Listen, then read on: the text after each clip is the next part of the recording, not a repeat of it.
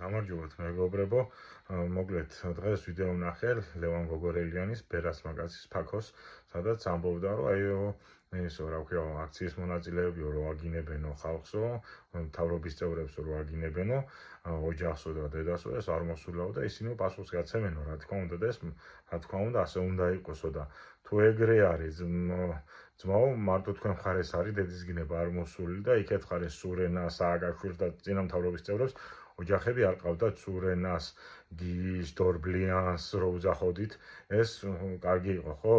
თქვენი ლოგიკით, მაშინ ეს ვალერი გელაშვილზე ცემა მოსულა და ნორმალურია, ხო?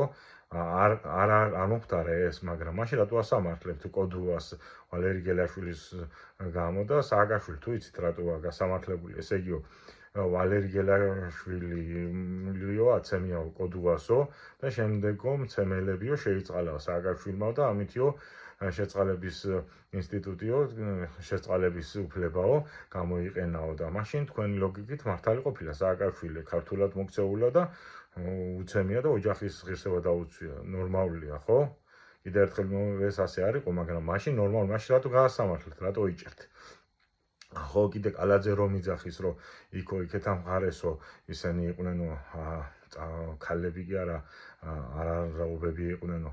თქვედალეცულებო იმ 9 წელში ყოველ დღე აქციებში გაატარეთ და 7 ნოემბერი და 26 მაისიო და იქ პირდაპირ იყო მოწოდებები აქციის დროს მოლოტოვის კოქტეილები ვესროლოთ, ბეისბოლის ბიტებით დარბოთ და მაშინ ის იყო ეს მოლოტოვის კოქტეილი და ბეისბოლის ბიტები, ეს იყო დემოკრატიის აღზევება და ეს თქვენი თავისუფალება იყო, მაგრამ ეხლა რო თქვენ წინააღმდეგ მოხდა ეს მსგავსი რამ, ეს უკვე კანონდარღვევაა. რა თქმა უნდა, კანონდარღვევა თუ ხდებოდა, მაშინაც კანონდარღვევა იყო და ეხლაც, მაგრამ ხან არის და ხან არა, ეგრე არ არის ძმაო.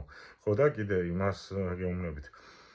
თუ როგორც წულუკიანმა თქვა, რომ ის 9 წელიო რევოლუცია და იქ მომხდარი სიტუაციებიო 9 წელშიო ყველაფერი არაკანონიერდა და სასჯელიაო, მაგ ლოგიკით პატივცემულო ბიძინა აფინანსებდა ეს ერთ და იმ 7 ნოემბერს თქვენ რომ სისხლისმღერ სააკაშვილს უძახით, ბიძინა რა თქვა ტელევიზორით რომ მე ვაფინანსებდი პოლიციის რეფორმასო და 7 ნოემბერის მორალური და ფინანსური მხარდამჭერი ვიყავი და გაასამართლეთ და დაიჭირეთ ბიძინა.